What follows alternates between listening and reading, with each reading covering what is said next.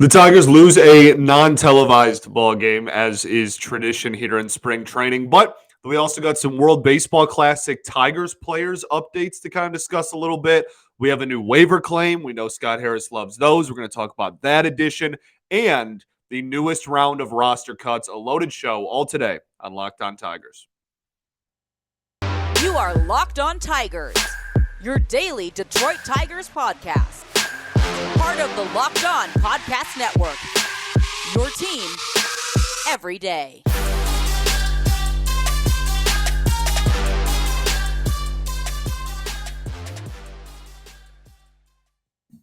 What is up, everybody? Welcome back to another edition of Locked On Tigers. I'm, of course, your host, Scott Bentley. Today is Wednesday, March 15th, 2023. Thank you for making Locked On Tigers your first listen every single day. We are free and available wherever you get your podcasts, including YouTube.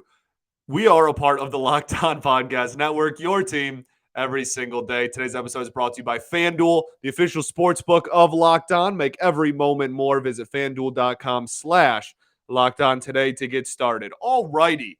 We are back and better than ever. Let's talk some ball. So, as I said in the cold open, we actually have quite a bit to talk about. We have to go over the 6-2 victory over the Boston Red Sox on Tuesday. It was not televised, but there is still some stuff we can take out of that game. So as we always do, we'll quickly recap the previous day's spring training game. Then we are going to talk about the newest round of major league roster cuts. That because I don't want to call them roster cuts because everyone's still on the roster. It's not like that, but they are officially optioned to AAA and part of the minor league camp and whatnot. So, or one of those two, if not both. So we'll get into all of that as well. Some notable names on there, some names we just talked about yesterday. Then Freddie Pacheco is the newest member of the Tigers organization. He was claimed off waivers via the St. Louis Cardinals organization. So we'll talk about that as well. But let's start with the Tigers 6-2 victory over the Boston Red Sox. So not too much to take out of it. Again, don't have eyes on the game, so there's not too terribly much to take out of it. But there are some notable performances. Goodness, I love speaking. I almost do it for a living. Zach Short had another hit and a walk in this game. His spring numbers are bonkers, which is crazy because like 3 or 4 games into the spring, I came on here and I was like, look, Zach Short looks really bad. I think he might get DFA'd. Now there's conversations and speculation about, people talking like, oh, Zach Short might be on the opening day roster as one of the utility men. I'm not there yet, but I mean, it is certainly worth noting how good of a spring he is having because he is having a very good spring. And in this game, he played the outfield. Why is that important? Because it's very intentional, and we want to highlight everything that this organization does that might go overlooked. That is very on purpose. And obviously, I mean, it is on purpose, right? Like they made the lineup card and they put him out there, but it's very intentional in the sense that if Zach Short can play, I mean, 3 infield positions, second, short, and third, plus prove that he can be even somewhat competent at corner outfield and he draws a lot of walks, guess what? He's going to get some playing time this year at the major league level. Okay. So they're really playing him at a bunch of different positions to see how much they can really stretch out that versatility that he has. And another solid game for Zach Short. You certainly couldn't have convinced me in January that we'd be having a conversation about Zach Short making a run at the opening day roster. Again, I'm still not there yet. And I have a revolving list of what my 26-man roster would be on a day-to-day basis, and Zach Short has yet to make that. But again, certainly worth noting, he is having a really solid spring, and they're going to keep trying to see how many positions they can see him at in the future. Okay, Jake Rogers in this game, I think he went over at the plate, but looked really good defensively. Had a back pick at first base, and then also caught a runner stealing at second base. So really solid behind the dish. Everybody's question when you come back from Tommy John surgery is velocity and arm strength.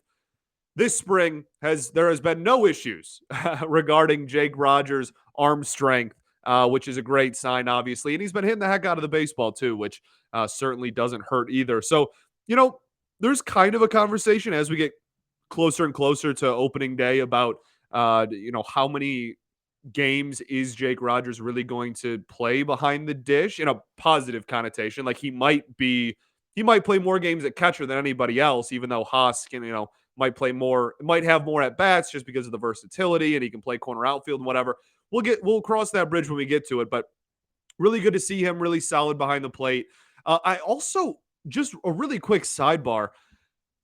Do you think there's going to be more like back picks this year because of all the incentive to steal and because pitchers can't just pick off a million times?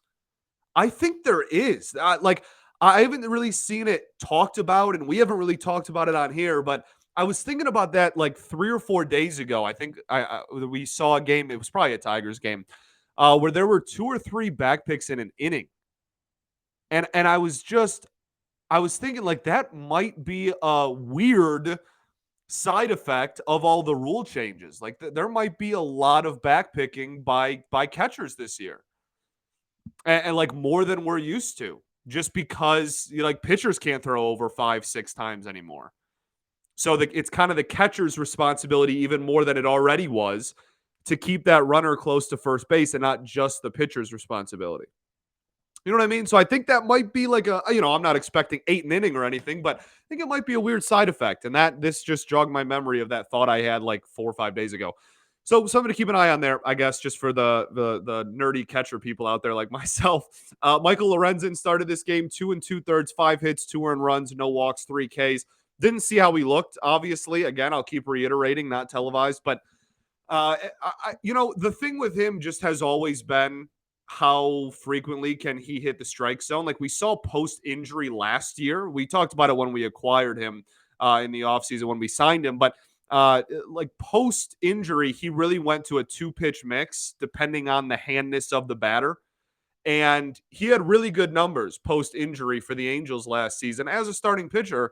But it's always just kind of been how consistently can he fill up the strike zone. So it did not have a very good first inning. Actually got pulled, and then because it's spring training and nobody cares about like the like hard pressed rules, they just sent him back out there for the second, and I guess looked a little bit better. At least racked up some strikeouts.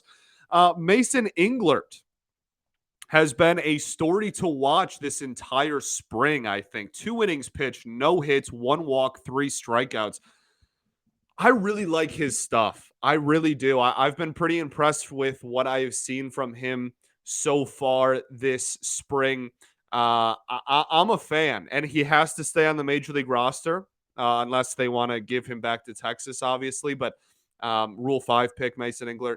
So I like it. I like what I've seen so far. I think he has a good mix there, and he's still relatively young. We did a whole breakdown on him when we drafted him in the Rule 5 draft earlier in the offseason. But yeah, I really like what I've seen so far. I'm pretty certain as of March 15th that he is going to be on the bullpen on opening day. And yeah, I'm excited for what he can kind of do this year. And especially if I'm telling you, this coaching staff and this front office really, really loves and appreciates relievers who can go more than just 1 inning. That's huge for this coaching staff. Okay, they're big believers in it. So, and Englert has plenty of experience as a starter. Like, has no problem pitching multiple innings. So, we might just have a bullpen of like Cisnero, Lang, Foley. I guess is more of a 1 inning guy, and then he even had a couple of 2 inning outings last year, and then just a bunch of dudes that can go 2 or 3 innings. And I'm not against it. So Mason Englert, another really good outing. Let's see. I think the only other really big thing was just that there were a lot of minor league camp guys that were playing in this game, which is kind of cool that they won, 6-2 victory over a pretty good team. Again, that World Baseball Classic and everything going on. It wasn't like it was the Red Sox at their best, but yeah, it was cool to see so many, not actually see with our eyes, but hear about seeing. That didn't make sense. It was cool to get a lot of younger kids some experience. Colt Keith continues to get some ABs. Gage Workman drew a walk in this game. Very, very cool to just see more and more minor league camp guys get opportunities, especially during the WBC when so many of the prominent players are not with the team. So very, very cool side note in this game as well in that regard. Okay, let's get into actually, we'll kind of transition right into some WBC stuff as well, because there's some reports about like Tigers players' involvement in the World Baseball Classic. So we will talk about that right after I tell y'all about our friends over at FanDuel. It's the midway point of the NBA season, and it is the perfect time to download FanDuel, America's #1 sports book, because new customers get a no-sweat first bet up to $1,000. That's bonus bets back. If your first bet doesn't win, just download the FanDuel Sportsbook app. It's safe, it's secure, it's super easy to use. Then you can bet on everything from the money line, point scores, three-pointers drained, etc. Plus, FanDuel even lets you combine your bets for a bigger payout with a same-game parlay. So don't miss the chance to get your no-sweat first bet up to $1,000 in bonus bets when you go to FanDuel.com/locked on. That's FanDuel.com/locked on to learn more. Make every moment more with FanDuel, an official sports betting partner of the NBA.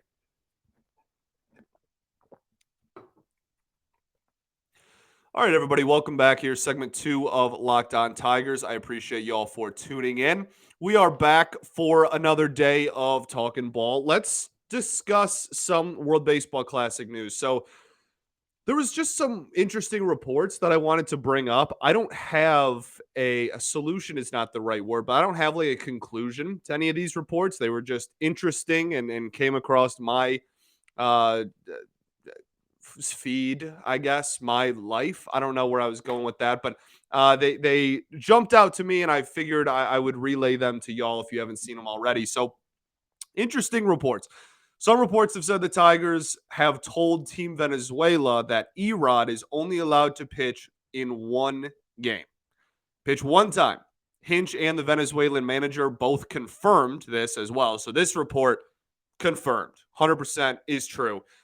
Hinch said that he can stay with the team for as long as Venezuela is in the tournament and whatnot, and can certainly support the team and be in the dugout and whatnot. But he said that they all had an agreement.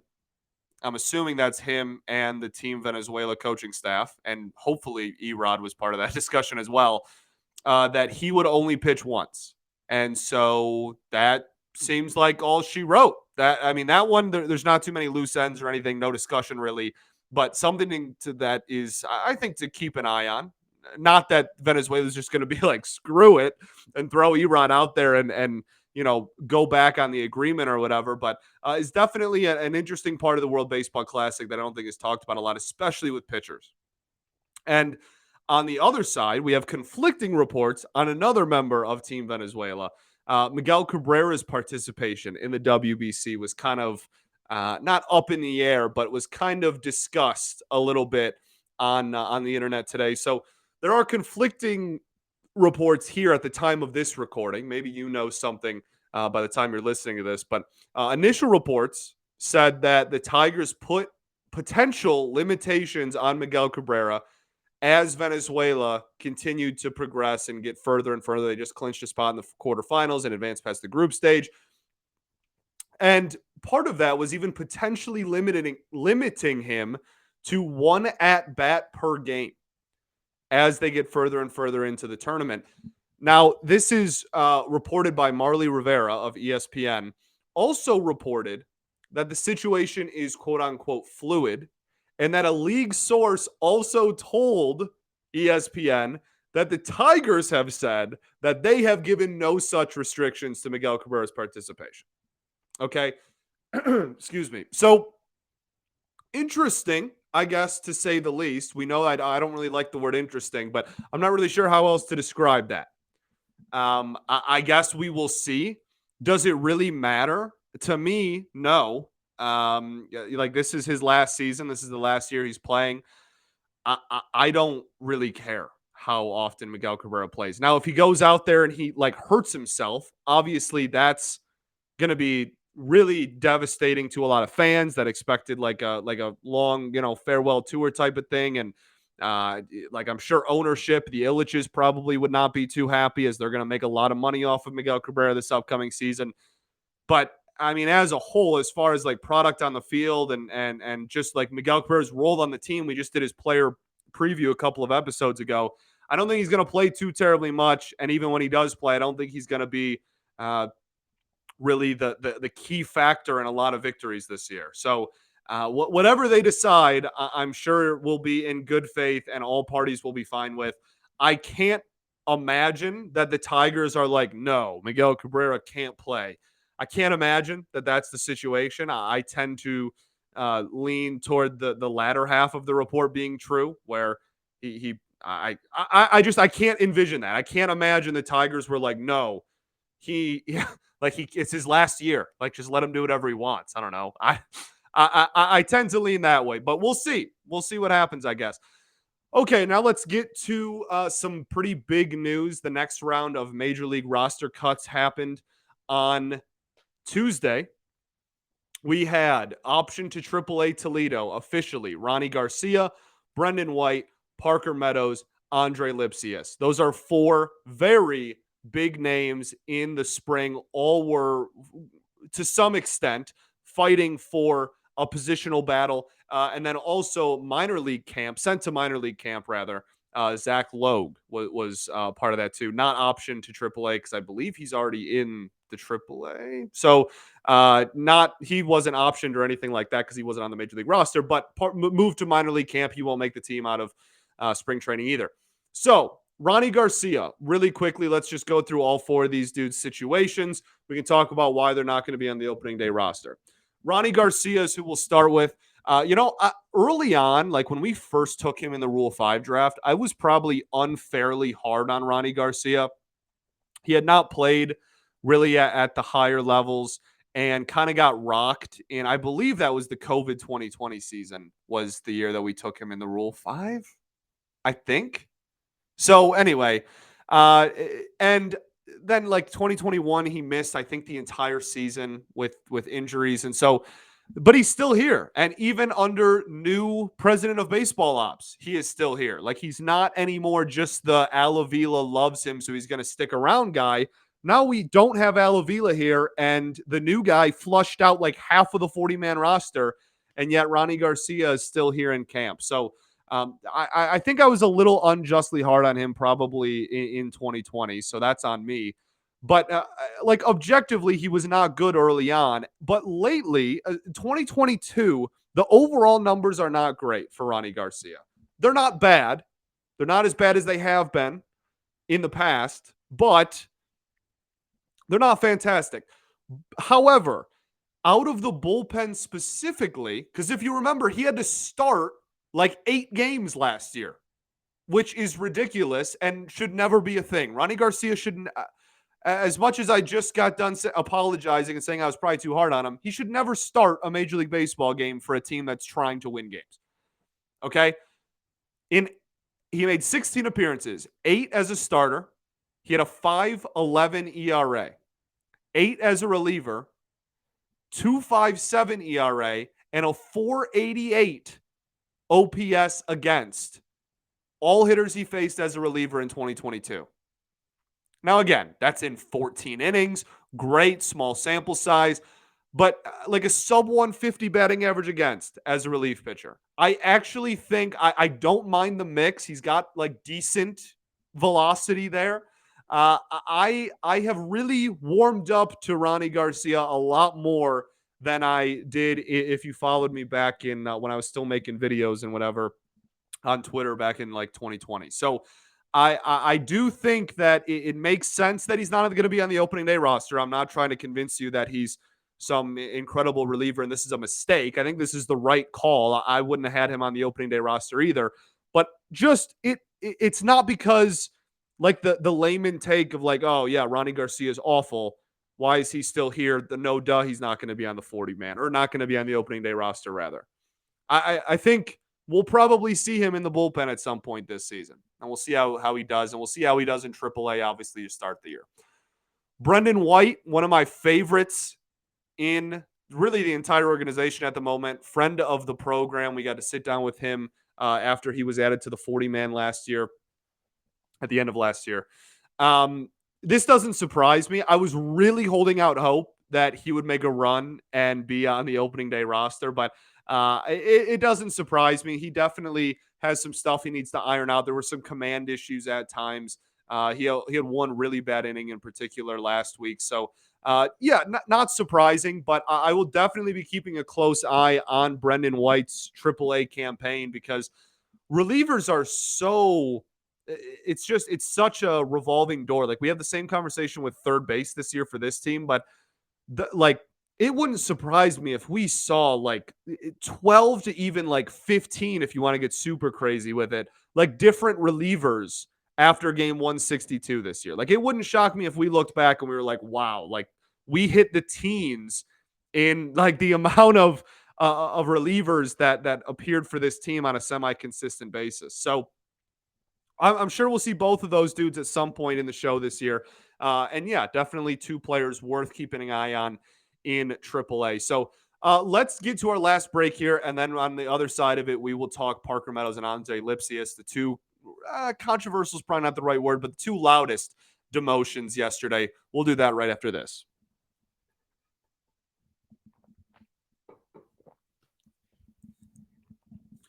All right, everybody, welcome back. Third and final segment here, Locked On Tigers.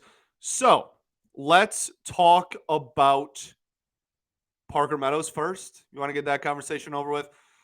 I don't disagree with the decision. And if you watched literally yesterday's show, actually, which is crazy timing on my part, totally an accident, but I'm going to pretend like it's not. I agree with this, and I know that it's not like the really like hot take that's gonna get a lot of people like really riled up and excited because he's had a really good spring. He has. He's had a very impressive spring and has opened a lot of eyes and shown a lot of people that he kind of belongs. But there's still too much stuff that I think he needs to work on before I'm ready to just throw him into the fire of a Major League Baseball season, even if it is as like a fourth outfielder. I think there's still stuff that I want to see from him. The biggest one, obviously, let's take a step forward against lefties, but even more so, let's take a step forward against righties that throw breaking balls. He crushed fastballs. We've talked about it a lot. We talked about it in his player preview last week. We talked about it yesterday. Hits fastballs very well. There is still some work to be done on breaking and off-speed pitches from righties even. So there's, and small stuff too, like how proven is he really defensively so far in like center field or left field? You know what I mean? I don't disagree with it. And again, I know that the flashy fun thing to do would have been to put him on the team out of camp. And some people are upset because he's been hitting a lot of homers, but everyone on this team has been hitting a lot of homers. We're leading baseball in home runs in spring training. All 30 teams. The Tigers are at the top. Like, I don't know. I really like Parker Meadows. I love the season he had last year. I love the development path that he is on. But I am much more comfortable putting him in AAA for now, letting him work on some stuff he still needs to work on. If he's crushing the ball in mid-May and Akil Baddoo is batting 150, well, then there you go. He's still going to play, 80% of the Major League season, the 40% of the season at the Major League level. So I don't think it's that big of a deal, I guess, is my biggest thing. And I agree with the decision. Andre Lipsius, we talked about a little bit last week as well. The writing was on the wall for this one too. I think that there's still, again, just a lot of stuff that they want to work with him on. That's the right saying. So he wasn't walking a lot in spring, even though he walked a boatload in the minors. That's like the first thing that kind of jumps out at you. But he was crushing the baseball objectively. He was hitting a lot of homers. He was tied for the league lead and home runs at one point. Andre Lipsius was early on in the spring. So, I think really a lot of it for him is going to come down to versatility's sake. I think that, and we talked about this last week, maybe a week and a half ago, maybe even 2 weeks ago. But we talked about the fact that Andre Lipsius was getting a look at first base. And that was, again, very intentional. And the same conversation we had about Zach Short, we'll have again. Like, they want versatility. And Andre Lipsius, even in the minors, hasn't really found a position that you look at and you're like, oh, yeah, this dude is going to play this position at the big league level for the next 10 years. Like, he hasn't even found that in the minors yet. Nonetheless, the majors, right? So I think that he still has some stuff defensively he needs to work out, and they need to figure out where he fits into this puzzle long term. But also just fine tuning the stuff at the plate. Like he was crushing the ball, but he wasn't walking. And in the minors last year, like his, I think 9, we said a couple of weeks ago, was the most homers he's ever had in a single season at a given level. So, but he walked a ton in the minors. So like there's still just some development things that he needs to iron out. I agree with all these decisions. And then Zach Logue moved to minor league camp. Already was a minor leaguer and wasn't going to make the team out of camp anyway. So again, someone who later on in the year might very well come out of the bullpen at some point, though. I think that's going to be a really interesting kind of revolving door back there. And smooth transition to add to the revolving door of relievers. Freddie Pacheco claimed off waivers from the St. Louis Cardinals. He's a soon-to-be 25-year-old. I think his birthday is within like a couple of days of mine there in the middle of April. So this is his age 25 season, though. And yeah, I mean, this is a solid profile.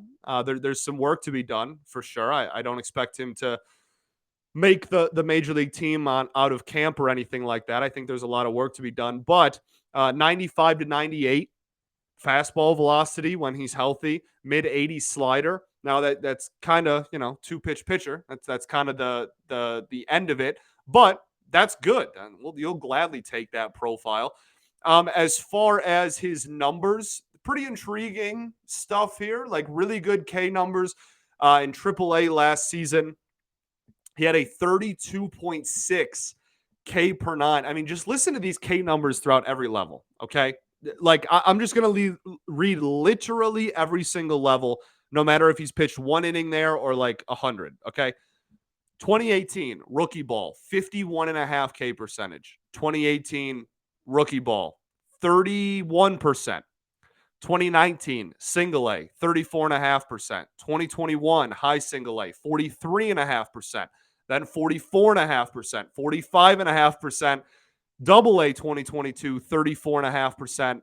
Triple A 2022, 32.5%. Just crazy high strikeout numbers. His K per 9 at one point in high single A was like 16.3. Like he's just a strikeout machine.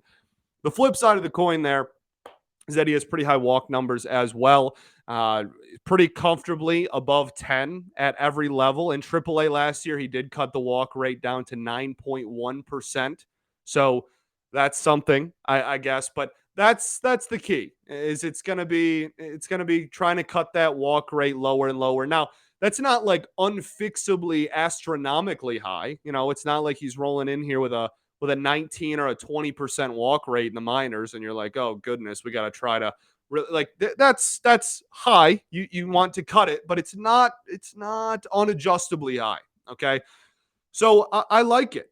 I like it. I mean, why not? Now the kind of the red flags or the sirens are kind of going off in your head, and you're like, why is a smart organization like the St. Louis Cardinals doing this? This dude can pump high 90s, has a good slider to get paired with it, strikes out a lot of hitters, is 24 years old.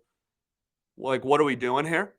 I guess there is some reports that say that he was dealing with, it was reported to be minor, and the Cardinals said there was no structural, like, long-term damage, but he did have an arm injury at one point that shut him down for a little bit. And now they have decided they are going to remove him from their 40-man roster. He didn't clear waivers because the Tigers went in there and grabbed him. So that's the biggest thing is just, how healthy is he, I guess. Now, I don't know. I would imagine that the front office for the Tigers has enough connections and whatnot to not claim someone who is like never able to pitch again or something like that. But it is worth noting that he has had an arm injury, somewhat history, not like riddled throughout his entire professional career or anything, but that did happen. So interesting to see what happens with him, but I don't mind it. I mean, why not? And to make room for him on the 40-man, they put Tarek Skubal onto the 60-day IL. We all knew that was coming. That was always going to happen. That should not be a surprise to literally anyone. Makes sense. He's not going to pitch until probably around the All-Star break, if not after the All-Star break. Anyway, that was always going to happen. So no worries there. And I think that's it. Thanks for making Locked On Tigers your first listen. every single day. For your next listen, check on the Locked On Fantasy Baseball podcast. Win your league by listening to Matt and Dom every day as they bring you the best fantasy draft strategies.